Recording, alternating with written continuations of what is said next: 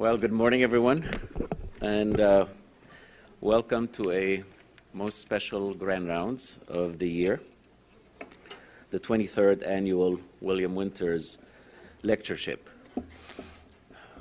It is amazing that this lectureship has been with us for 23 years, Dr. Winters, and you're still with us in soul, spirit, and vigor.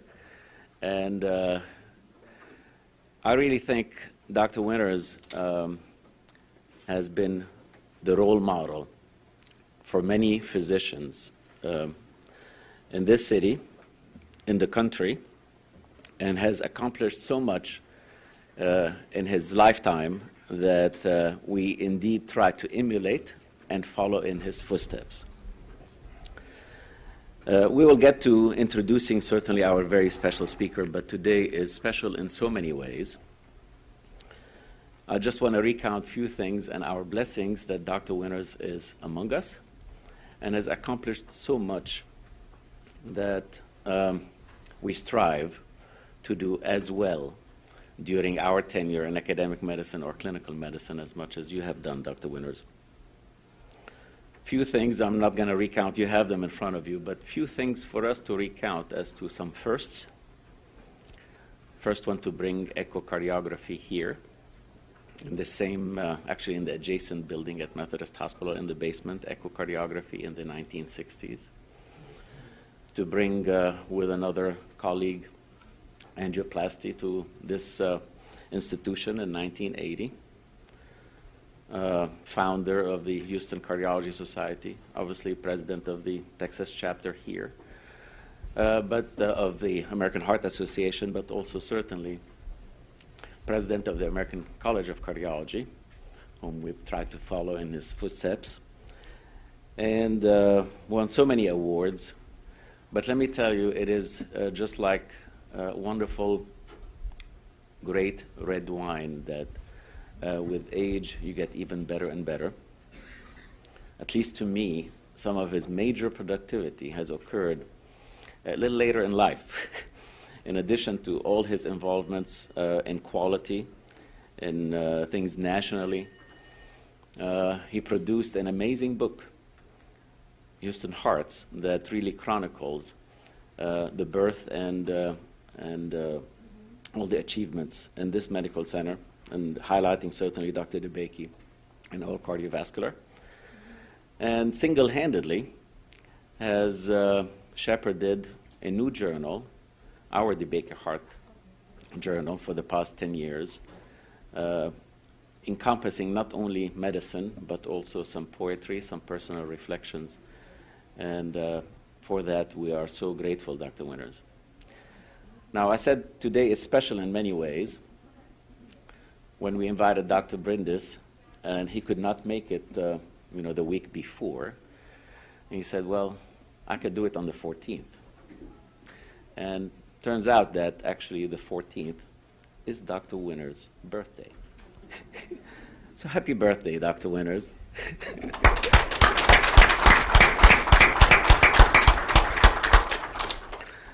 And it is a special milestone birthday that many of us would aspire for, not only for longevity, but also clearness of mind, wisdom, and everything else. It's his 90th birthday.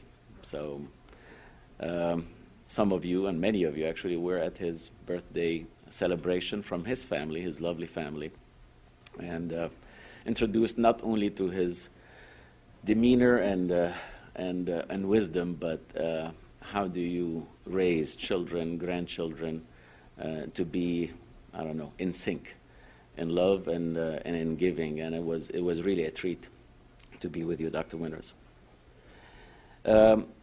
Certainly the specialties of the day is not, highlighting Dr. Winters only and his lectureship, but our invited speaker, Dr. Brindis.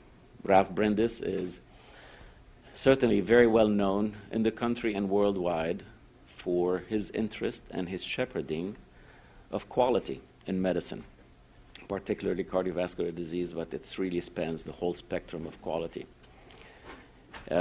Got to know him very well during his presidency at the American College of Cardiology, And we've traveled the world and got to know him more and more. And as you will see, not only his academic acumen and his wisdom in shepherding quality, but also personality was amazing. He is currently the clinical professor of medicine at the University of California, San Francisco. He is a faculty at the Phil Lee Institute of Health Policy Studies, which, interestingly enough, is chaired by his wife, Claire, whom I got to know, and she's an amazing person. He is currently actually the senior medical officer at the ACC for the ACC, the Cardiovascular NCDR Registry, that has really grown tremendously over the past years, and he'll tell us certainly more and more about it. He has been the senior advisor for Kaiser Permanente, the area in California, San Francisco, for many, many years. And certainly he has made his mark in quality. He's, past president of the ACC, but if you tell me where does Dr. Brindis have his major influence? Ralph has been amazing throughout his career, particularly over the past, I would say, 10, 15 years, is shepherding quality.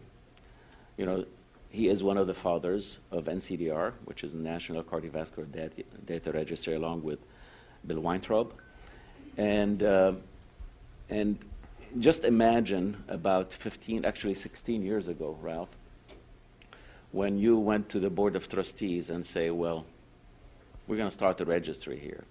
And that language was not even in the dictionary.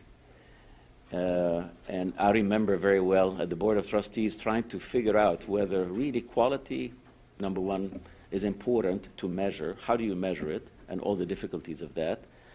And asking the board to invest from their trusts more than $5-6 million at that time to just start something that really didn't pay. And actually it paid dividends so much over the years that nowadays we try to look at all these various measures that keep evolving over the years. And they're not here only in the United States, but they're really taken up by most areas of the world. Ralph, it's a pleasure to have you here and to tell us more about quality, NCDR, and how can we continue improving. Please help welcome Dr. Brindis. Thanks a lot, Bill. Well, it's great to be here with, I used to say, many old friends. I've now learned to say many long-time friends. And thanks for that great introduction, Bill. And special thanks to Dr. Winters for having me here today, which is a true honor. I also want to say a few things about Bill. I have gotten to know him over the years, but particularly over this conference. And in addition to all of his accomplishments, his intelligence, his role as a clinician, and what he means here to this institution is outlined by Dr. Zogby. One of the things that particularly impresses, I assume, all of you and certainly me, is his humility in how he approaches things. It's not about him, it's about the mission. And if for some of you in the room who have not actually read this particular piece from the journal from, I think it was 2010, How the Cookie Crumbles, A Personal Healthcare Experience, I suggest that you go back and look at this. Bill actually, in a self-deprecating manner, talks about being a respected board-certified specialist with over 50 years of clinical experience, and then explains how he had opportunities for improvement. The other thing that for those of you who may not have seen this, or is his comment or his editorial on rules for the road. I guess, Bill, you would give this to the incoming fellows. I don't know if you still do this. And they include, and he outlined this in his editorial, as you can see in 2012, attitude is everything, be the best you can be, become a lifelong learner, live your faith every day, whatever your faith may be. And it correlates, which I assume is still the Houston Methodist mantra of I care, integrity, compassion, accountability, respect, and excellence. And I think, Bill, you're the paradigm related to this, and these are certainly great words to live by. I wanted to show a slide of about here 18 ACC presidents. It was taken at a retreat in 2013, and again to acknowledge Bill's role as ACC president from 1990 to 1991. I also, in addition to my longtime friends in the room, do want to acknowledge Bill Zogby and his leadership at the ACC. Here you've probably seen this slide of him running the marathon in England. Isn't that what that was at the Olympics, or at least the torch? One thing that you all may not know is that, and we mentioned this last night at dinner, is that Bill Zogby, past ACC president, Elliot Antman, past AHA president, and myself, we all have something in common. And that is all three of our spouses are elected into the Institute of Medicine, and none of us will ever be. So, Bill, you married very wisely with Huda. All right, let's talk a little bit about the NCDR. So this picture, of course, which is hanging in the Tate Museum, painted 125 years ago, the doctor, you've all seen it. Think about really what we're focusing on now, the 2016 clinician, in terms of quality, accountability, and transparency and cost. And the NCDR has helped us tremendously in needing to meet the answers related to these particular endeavors. And in the time allotted, I will try to briefly discuss ACC's and the NCDR's role in cardiovascular quality, the history and maturation of the NCDR, data quality and quality improvement, MACRA, CMS in the NCDR and that intersection, the NCDR and appropriate use, the NCDR post-market surveillance, our goals and missions now with research in terms of post-approval studies, investigational device exemption studies, post-market studies, randomized clinical trials, and now as we go into the area of public reporting. You have all seen this slide, the growth of cost of healthcare in the United States, the percentage of GMP. I mean, basically now it's basically 1/5 of every dollar spent in the United States is related to healthcare. I suspect not all of you have seen this slide, and this is from the Commonwealth Fund. And if you look at the industrialized nations in the world, we are dead last in areas of quality, access, efficiency, and equity related to health-wise, whether you look at it as quality care, access, efficiency, and so forth. So in administration speak, we have opportunities for improvement. Now, the ACC has appreciated its role as a professional society to help lead the way, at least in a cardiovascular manner, to improve those metrics that we just showed. We define care standards, our clinical practice guidelines. We create data standards, performance measures, our appropriate use criteria, the registry to actually measure quality, and we have a huge portfolio for quality improvement. Particularly important as the government now moves from a volume healthcare environment to a value healthcare environment. And they're looking to the ACC and now asking us to help other professional areas to incorporate a lot of the things that we've already put in so that we can evaluate quality. Now, this is a slide that I took. I was a co-author with Rob Califf, who just, as you know, is the nominee from Obama for running the FDA, looking at the cycle of clinical therapeutic effectiveness. And you can see in this slide how the ACC NCDR registry intersects with this cycle of quality. That is, you have a concept of an idea, let's say a new drug or device. It leads to a clinical trial. If the trial works, it gets incorporated in our guidelines and our data standards.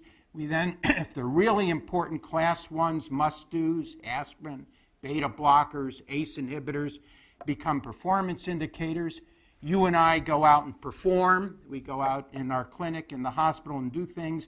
We have outcomes. We measure this through the NCDR, which then leads to new ideas, new clinical trials, and so forth. But this slide that Rob and us created 15 years ago is simplistic because now the ACC registry directly informs our guidelines. The ACC registry now directly is beginning to perform randomized clinical trials, not just observational work. If Bill has, I assume, has shown you our new, if you will, mission and value diagram of the ACC in terms of how we are trying to position ourselves going forward to meet all the needs that we just discussed in terms of lower cost, better health, and better outcomes with our infrastructure tools at the ACC. But no matter how you look at each part of that bucket of the triangle, you can see easily how the NCDR plays a role in any aspect of the ACC's mission itself. So we've been around for about 20 years. We're the largest, most comprehensive outcome-based registry in the United States. We now have 11 registries. Our mission is to improve patient care and outcomes through quality education and knowledge generation. Here are our portfolio. We started with the cath-PCI registry in 1998.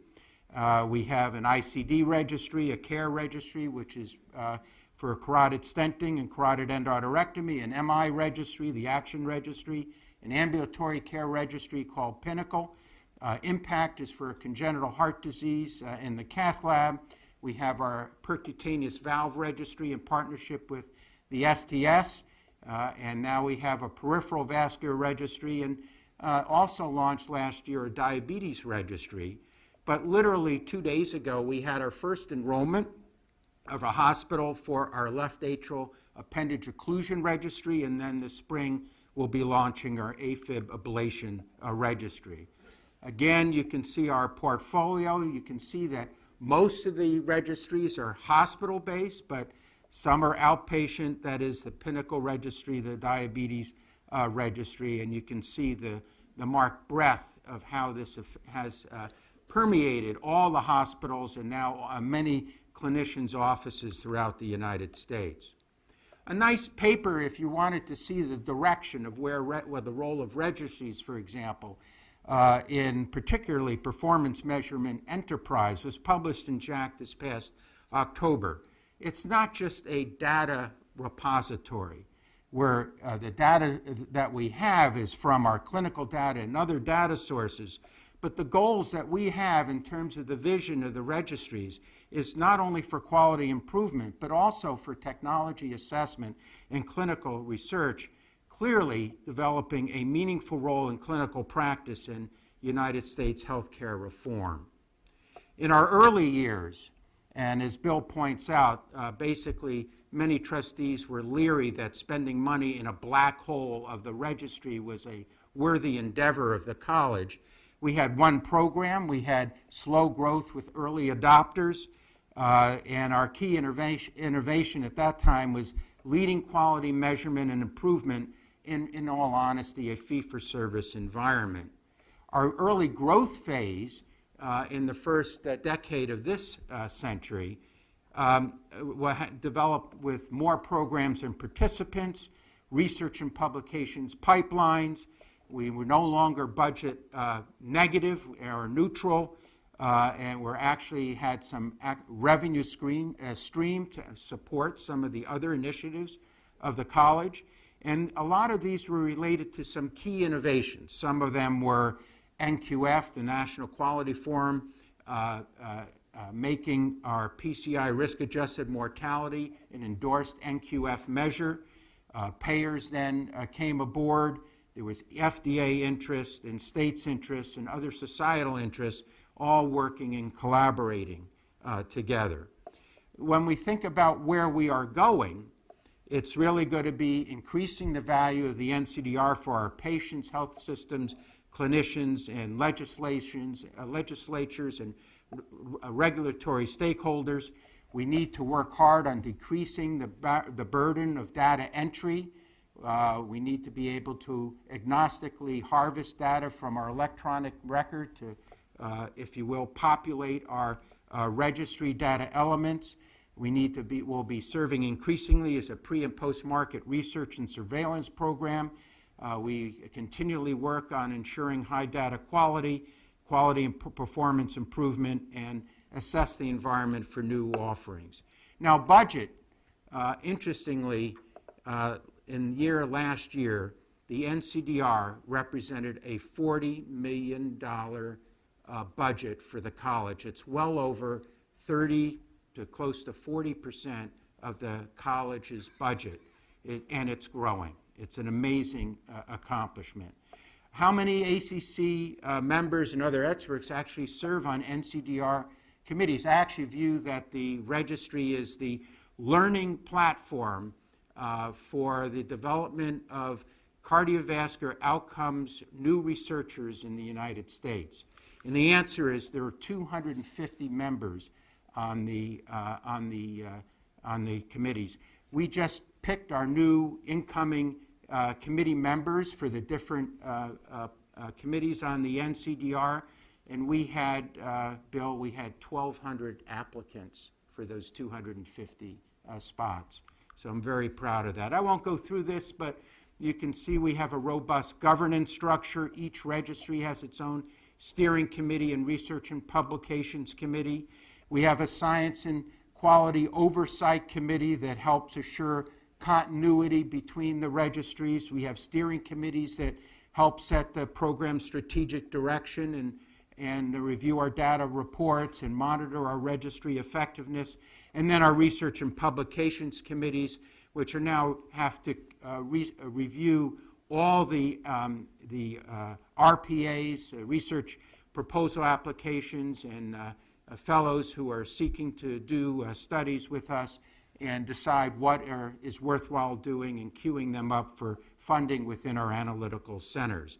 Now, I mentioned the registry so you have a flavor of who is enrolled, but it's also important to appreciate that we do have a bunch of children, that is, with congenital heart disease and also implantable defibrillators that are incorporated in our registries.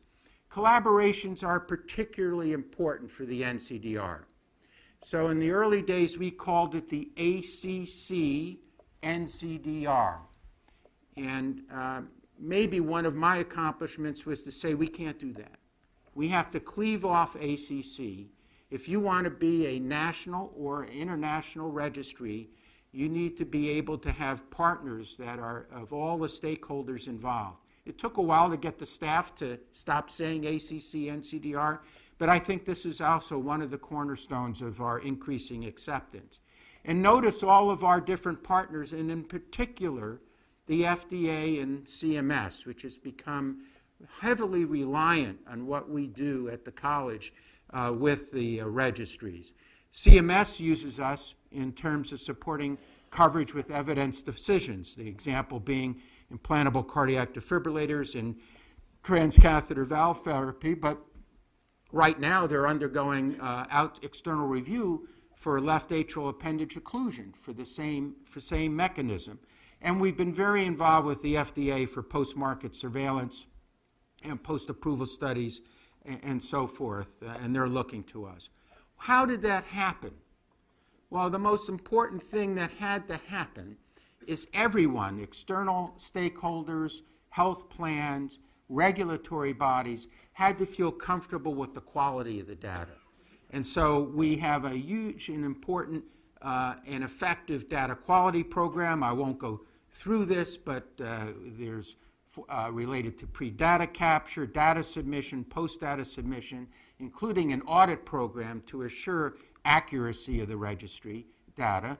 And we've even published the results of these audits, and thank goodness, in general, we're quite good with accuracies and adjudications and audits showing well over 90, 95% accurate data which has allowed health plans, in particular regulatory bodies such as the FDA, to utilize the registry as their source.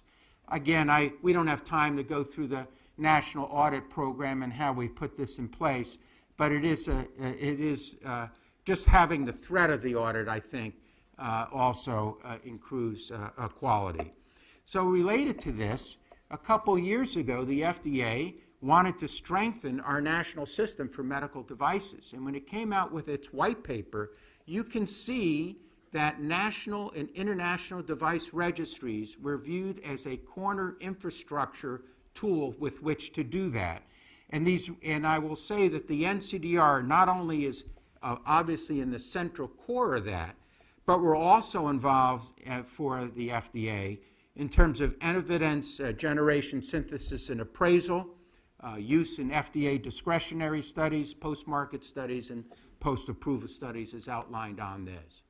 Now, I mentioned a little bit about our research and publications program, and I would encourage, particularly if they're young investigators or fellows, to look, if you have a clinical question, think about it and how you could actually use the registry to answer this. Many of the questions that we have in medicine will never be found in randomized clinical trials that have to be supported by industry, because their agenda may be very different than what our clinical agenda may be, where answers can be discovered through observational work in our registries. So you can go to the NCDR homepage, look under research, and actually look at all the issues related to how you can intersect and apply for doing analytical work with the registry data. And the success of this is that we now have well over 350 manuscripts that are in peer-reviewed journals, and you can see sort of the broad base of the topics from each registry of these valued publications, whether it be including now over 150 from our cath PCI registry, and the STS ACC TVT registry, just recently, for example, had something coming out in JAMA, heavily cited. The NCDR is becoming global. I want to acknowledge Bill Zogby's role in helping facilitate that. A lot of international cardiac centers are very interested in piggybacking in what we have to the registry. We have an annual conference that's piggybacked to the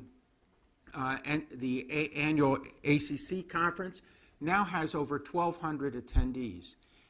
Usually the quality analysts from individual hospital participants, but now we have a professional clinician track that attracts 150 to 200 people. And I've never seen such enthusiasm in the room that you see in this particular venue. And I hope that this hospital has its quality analysts attending. So what are we discussing now at the NCDR? Well, we're issues around expanding big data, how we can fit into the meaningful use MACRA environment that CMS has now put into place, increasing our member value, increasing our value to consumers and utilizers of cardiovascular technology and care, public reporting, and basically to become this trusted strategic advisor. We have many stakeholders, as I implied earlier: administrators, regulators, researchers, providers, consumers, and payers. And its uses are for the registry: reimbursement, retrospective research, evidence-based medicine, surveillance, state and federal improvement, et cetera. The health plan reimbursement mechanisms, those are a few of the health plans that are utilizing it as such. Health systems use it for practice monitoring, state and federal performance measurement. Those are just a few of the states involved, and I implied a little bit about the research and public reporting. Some of you may not be totally familiar about the HHA Secretary Burrell's initiative and how we're moving from volume to value. And so under the CMS's maneuvers, their goals in terms of the way that they're reimbursing have a goal that by 2018, 50% of all Medicare patients will be covered through some sort of alternative care organization of some sort, accountable care organization, and that decreasing the amount of fee-for-service penetration among their participants. And those that are remaining in the fee-for-service environment, over 90% of those reimbursements are going to be tied to some sort of value assessment. So this is where we're going, and how, and when you actually look at their white papers on their goals, it's we want to measure and publicly report providers' quality and cost of services. We want to provide technical assistance and foster learning networks. We want to adapt evidence-based national coverage decisions, create incentives for quality and value, set standards for providers that support quality improvement, and create survey and certification processes that evaluate capacity for assurance and quality improvement. This is the CMS's position on where they're going. And they set up what's called a qualified clinical data reporting system, registry reporting system, to be able to meet those needs.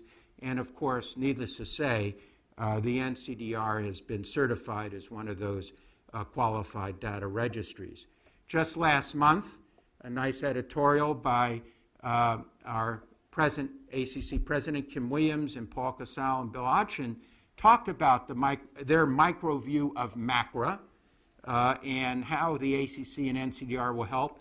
And to quote them, involvement in the NCDR, such as Pinnacle, allows clinicians to submit physician quality reporting systems to CMS. Our other related practice improvements that are being developed will leverage our registries to make it easier for our United States members, unique providers, to successfully engage MACRA. Some comments is we used to hate the SGR, we got to get rid of it. Sometimes you might argue it's better to know the devil you know than the devil you don't know. And so the ACC is spending a lot of time and effort getting all of our members up to speed in what MACRA really means. So science tells us what we can do, guidelines what we should do, registries are what we're actually doing. We have a dashboard where people can quickly look at our data in benchmark form. It's risk adjusted. Just out of interest, how many people in the room have actually looked at an NCDR report related to some of their work? So that's terrific for me, because a couple years ago I would go and the only person who would raise their hand would be maybe the director of the cath lab. So this is good. So and I call that member value. So we have the benchmarking in terms of understanding where you stand. We measure before. We have the opportunities through our clinical improvement portfolio to implement improvement strategies, and then can measure after to see how we're doing. We have all these quality initiatives. Again, I don't have time to talk about them. Radiation reducing risk, surviving MI, quality improvement initiatives that all incorporate the data that we collect within the NCDR. Our dashboards are quite interactive, and that is, rather than just get a PDF form, you or your colleagues or your quality analysts actually through electronic website can drill down, look at metrics, assess if you see an outlier, drill down, look at the individual cases, pull them out, and maybe have a discussion if necessary with the clinician, or even at a M&M conference or whatever. Another important feature that I think is a huge member value, I don't think well utilized from our interventional community yet, is the ability to look at your individual interventional cardiology NCDR report. So how many have done that? Okay, a couple. Well, that's, this is quite easy. Again, I show this. Just go to My ACC, click on NCDR dashboard, and there it is. That's your performance. If you happen to be cathing at a couple of hospitals, it even will aggregate all that data for you, so you can look at your compendium results, which of course Houston Methodist might not necessarily have, or in another, if you happen to be involved in another hospital system, which I suspect is not the case. But you can set up any, look at your view of practice sites, corridors, and so forth. Does the NCDR matter? Does it actually improve quality? And we did a survey, and the answer that we got back from our hospitals was yes, they thought it did actually make a difference in what we're doing. Well, what about the issue of appropriateness? You've probably all seen a Dartmouth-Winberg atlas looking at utilization, in this case PCI, where you can see that the chances of getting an angioplasty may be more related to where you live than the indication. In fact, I was a consultant for the California Healthcare Foundation on this project. There are areas in California that had a utilization of elective PCI that was well over 5 times the median for the state. What's that about? Why is that? So are we actually performing unnecessary cardiac procedures? Again, I could spend grand rounds on this particular topic.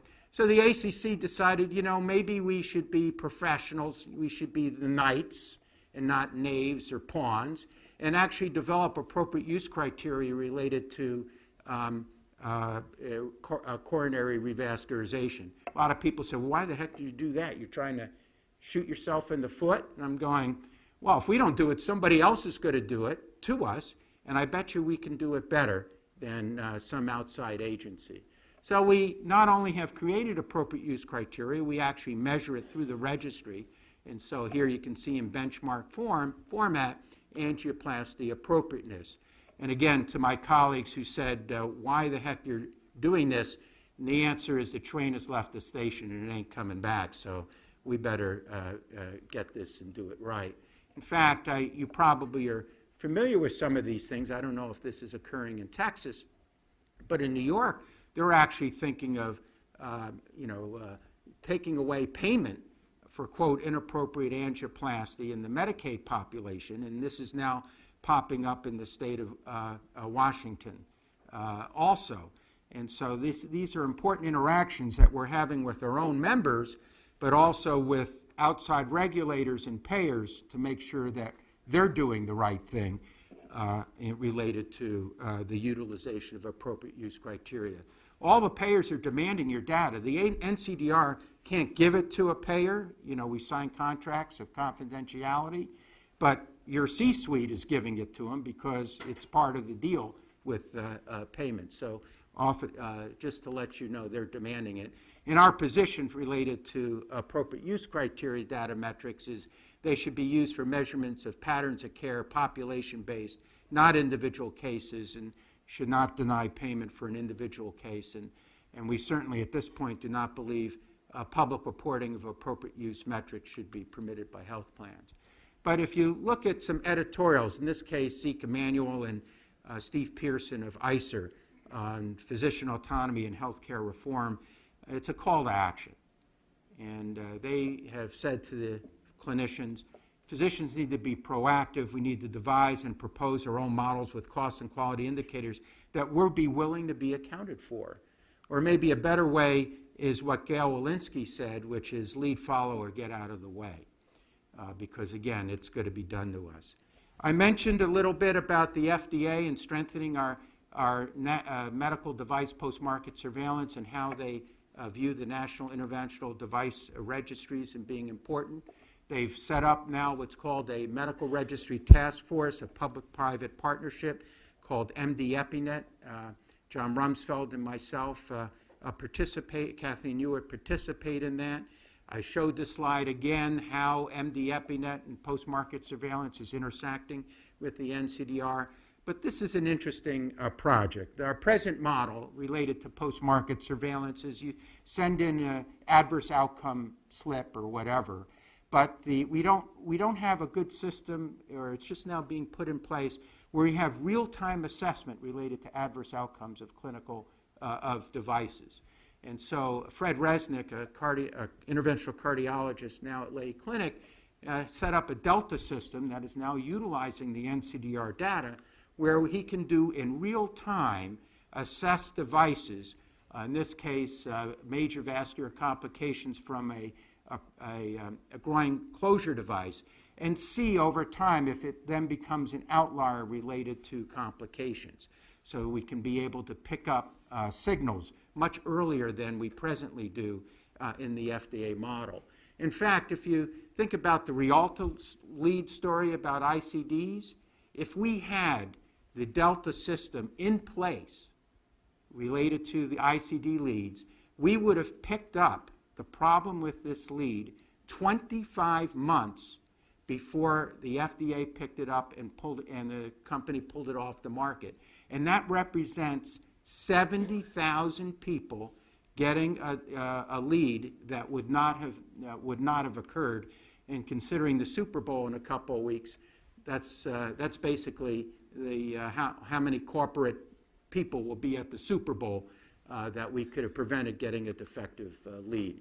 So we have regulatory goals with the FDA and the NCDR, new infrastructure for post-approval studies and ID studies being used as a medical device and surveillance tool.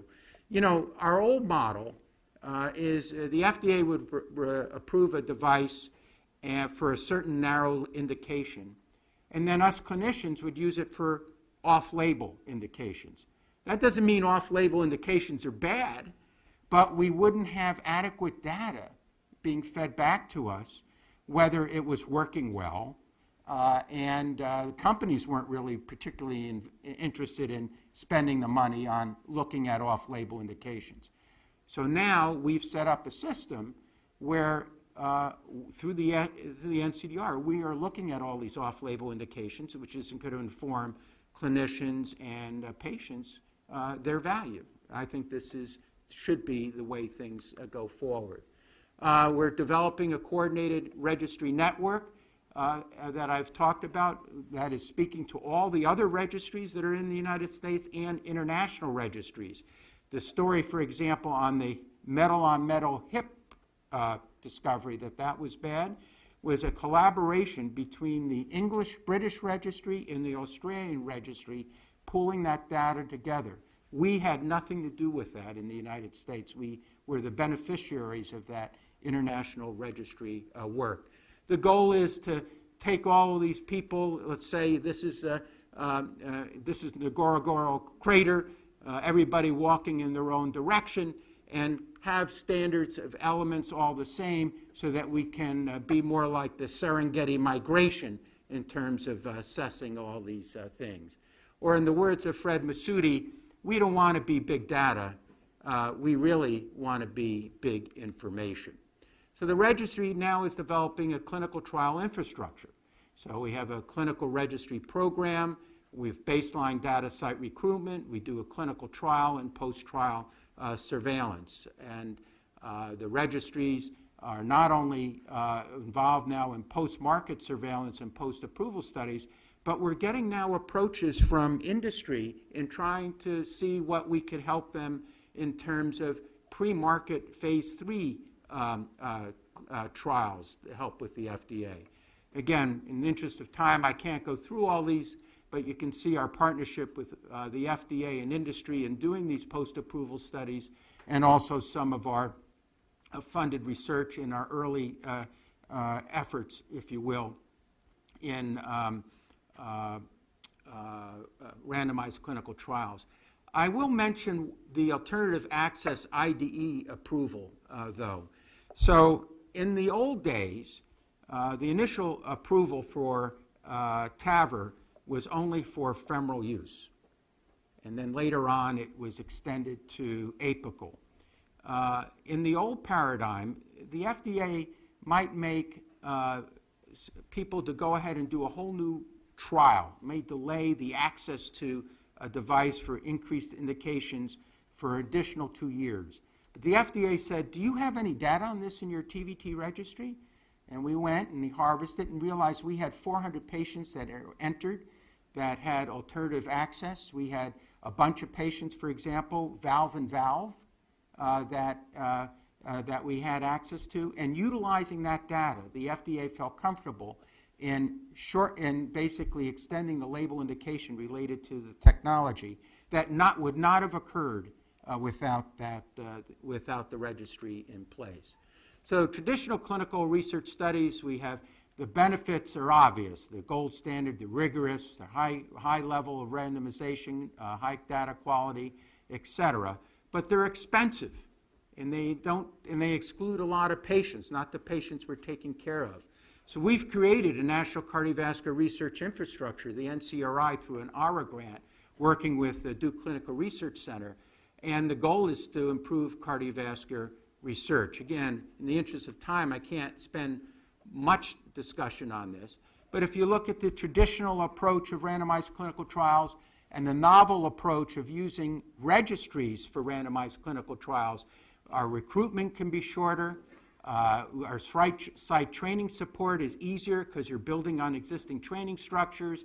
The informed consent IRB issues can be streamlined. The monitoring is easier. Data capture and adjudication are done a little differently, but can be accomplished. So this has actually led to Mike Lauer, who oversees the cardiovascular section at the NHLBI, making the following comment.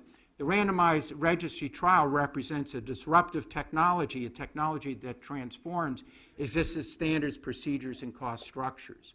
And he based that on the TASTE trial in Sweden, where we had a marked and rapid enrollment in looking at the efficacy of aspiration thrombectomy at the time of STEMI, and it's at a cost of $200 per patient enrollment, and has challenged the United States and the NCDR to see how we can come up with a similar model in terms of using the registries. So our template first case was Safe PCI for Women. And so this was in partnership with DCRI, and we looked at safety of radial PCI in women. It worked out great. It was cheaper, quicker, and has now a template for future randomized clinical trials using the registry. Now, some of you may remember, where this gives you an idea of where we're going. So in October, there was an article in the New England Journal about possible leaflet thrombosis in bioprosthetic percutaneous valves. Kind of a scary thing. I'm sure that you were all scratching your head if you had any cases.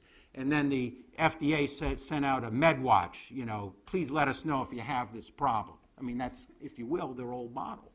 And at the same time, in that journal article had a commentary editorial, and they said, this is the FDA, the TVT registry of the SDS and ACC is going to play a vital role in looking at these type of questions. So you can see the importance that they have in understanding this.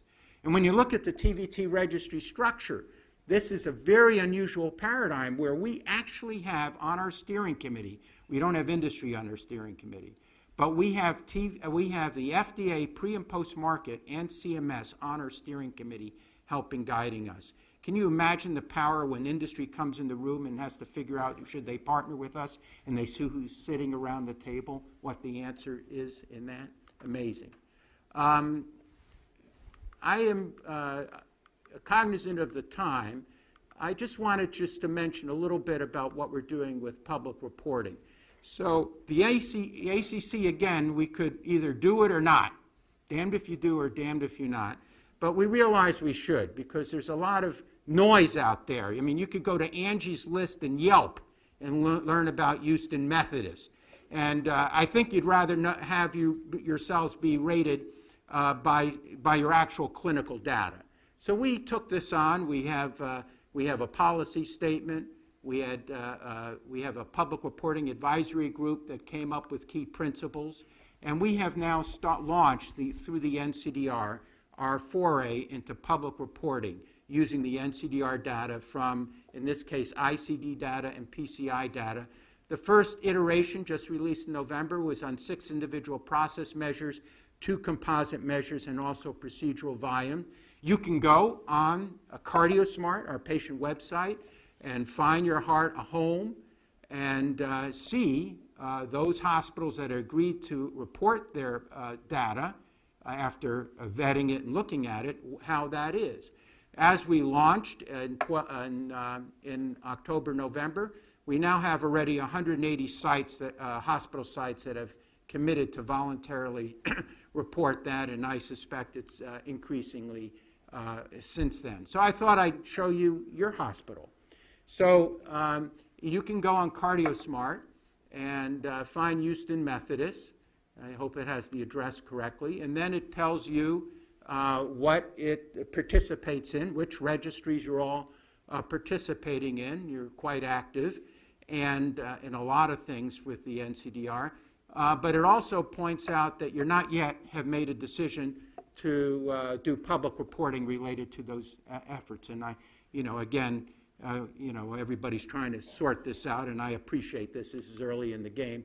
Just to let you know that down the road or up the road, this is at Scott and White. It wouldn't surprise Bill Zogby that Scott and White's reporting, because the chair of public reporting for the college is Greg Damer, who's the chief of cardiology there. He has to lead by example. But this is what their report it looks like in terms of the star rating. And then if you want, you can actually have a metric session. And then also it reports procedural volumes. And eventually, we'll have to get into outcomes. So I have to say, it was a thrill meeting the president, and when he told me that the NCDR is a national treasure. This is actually right before the ACA was actually approved. But mostly, I came here not to tell you about the NCDR, but I really did want to say happy 90th birthday to Bill, and congratulations for all that you've done for Houston Methodist. And so my talk is really just an intro to celebrating your particular event today. So thank you.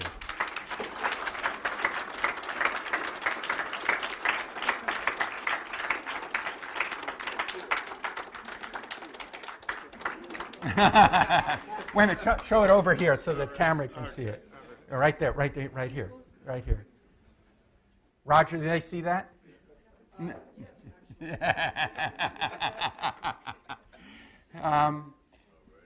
Should I ask for a question? Or?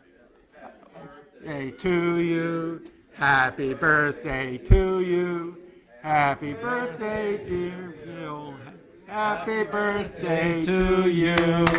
Yeah. You have an eye?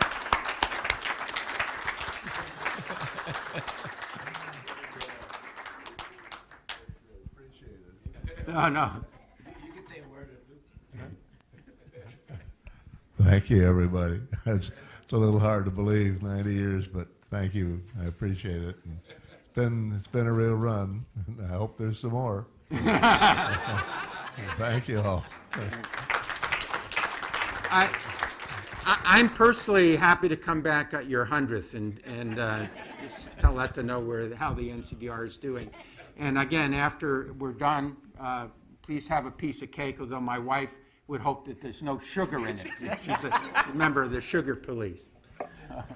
Well, Raif, it's been a pleasure listening to your perspective on quality and how far we have come with NCDR over the past, my goodness, 15 plus years.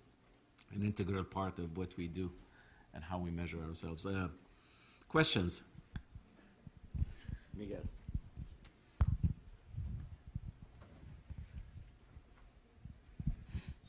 Yeah, thanks, Ralph. That was really comprehensive, fabulous. I learned things I didn't know yet about the next 10 years. What you guys are planning is phenomenal. But one practical question. Many academic centers like us are using the registries, but are also part of the UHC consortium.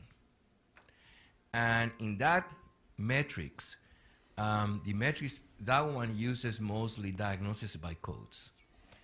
And we are constantly monitoring how well we're doing, and the three things we use are certain internal parameters that we felt were very important, whether they were measured in a registry or not. 2, the registries, and 3, the UHC, because that's also very much out there reported.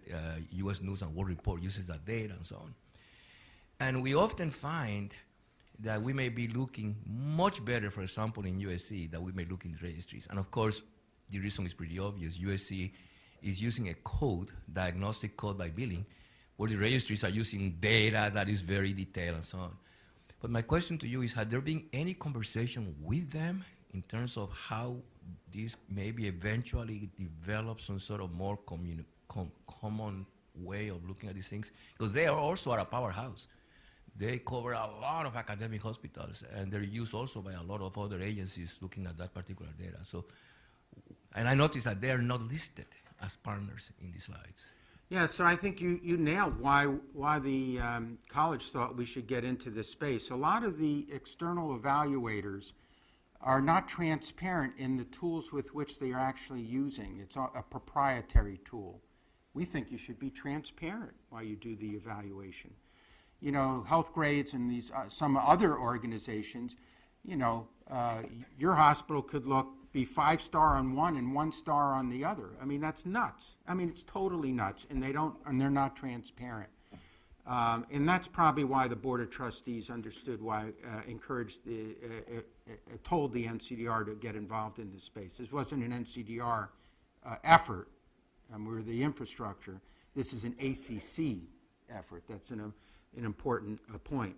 U.S. World and News Report, they, you know, look at their old metrics. It almost looked like a popularity thing. You know, you talk about whether you do the bright glossy, we were talking about this last night, the bright glossy things.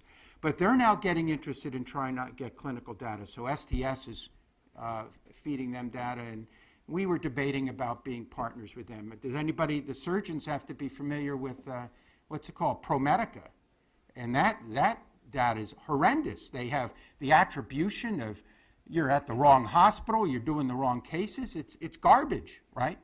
And so, you know, hopefully and this is about, in all honesty, pulling our members along because, you know, we're tiptoeing in this space. But if we want to show accurate data, we got to be willing to share it. And so this garbage data that we're dealing with is not there. I assume that the data you're talking about has higher veracity than some of the stuff I'm talking about, but you're right.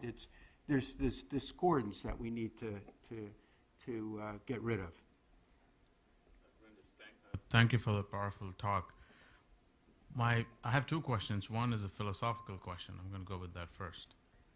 You know, when we talk about quality, you showed a lot of data, and I think data is as good as who is using it and how they're using it. And I see a side where the metric-driven medicine is creating certain efforts which are very focused on metrics, and we're losing that concept of a patient individual versus numbers. And, you know, it comes to readmission rates, it comes to mortality risk-taking on patients. What, as a most powerful governing body in cardiology, what are their plans in trying to curb that? And are there any data to suggest that negative behavior of physicians in this regard? Yeah, wow, what a great comment that is. So the cynic in all of us is that we focus on what we're going to be paid for and measured, and it can exclude other areas that are quite important. And you mentioned one in particular is the patient experience, or where the patient is.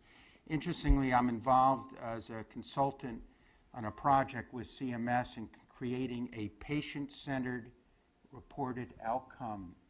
So think about that. If you have a PRO related to, and this is an angioplasty, that at some point might be incorporated in some of this volume to value direction that we're going. So that's a partial answer, but we have to make sure the patient's involved in this equation. And the issue of public reporting, which I think you just sort of alluded to, there are substantial negative unintended consequences involved with public reporting that our risk adjustment models don't take care of, that can lead to adverse decisions in patient care that we're all very cognizant of. And I actually oversee for the state of California public reporting for bypass surgery. And we work hard in trying to identify that and try to put in processes that help enable surgeons not to walk away when they should take on cases, if that's sort of answering your question. Second question is straightforward. Heart failures never made it into ACC, NCDR. Is that a purposeful?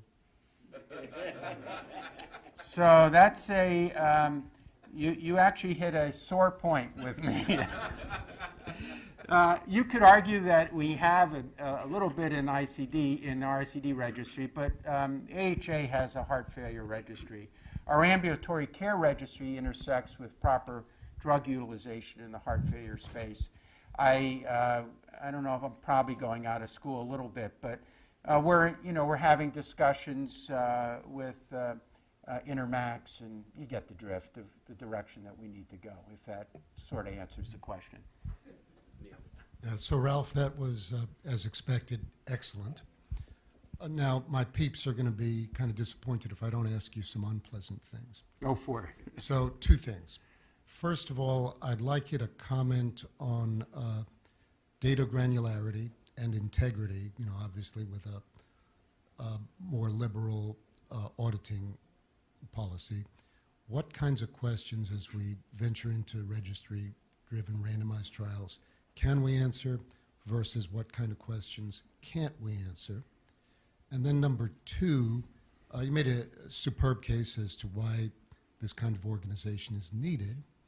But on the other hand, hospitals have to pay to be in the registries and have to foot the bill for employees who collect and process the data. Isn't that a little bit like asking the laborers to pay their employers to be able to work? Yeah, so those are both good questions. Let's see, how do I deal with those? So the cost of the registry, one could argue that medicine is way behind in evaluating its outcomes compared to financial industry or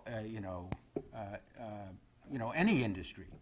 And that's just the price of doing business in all those industries, is to put X% into doing the evaluation. The fact that we were not doing it or pretending we were doing it was wrong.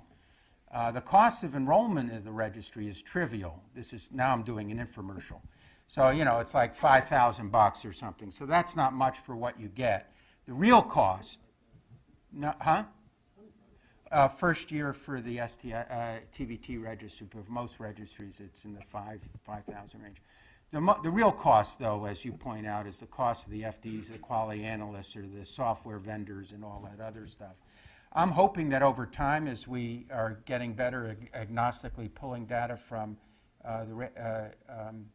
the electronic records, that we can help leverage some of those costs. But your comments are fair. In fact, our previous oversight, Steve Coy, used to say, if we do this really right, we can make it free for people in the same way that you say, but I don't think that's going to happen. The first thing is related to data quality. Data quality, was that?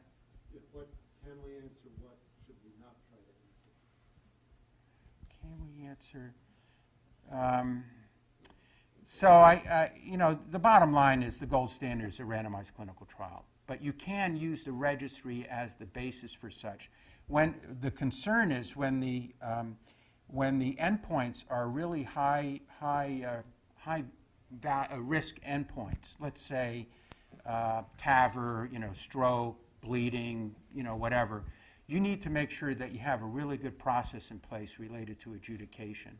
And so we have a website adjudication thing.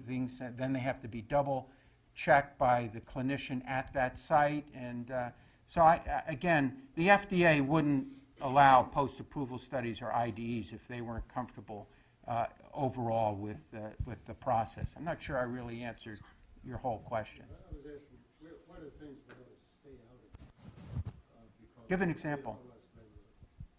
Give an example. How about the leaflet thrombosis and mobility issue? So right now the FDA is very interested in that.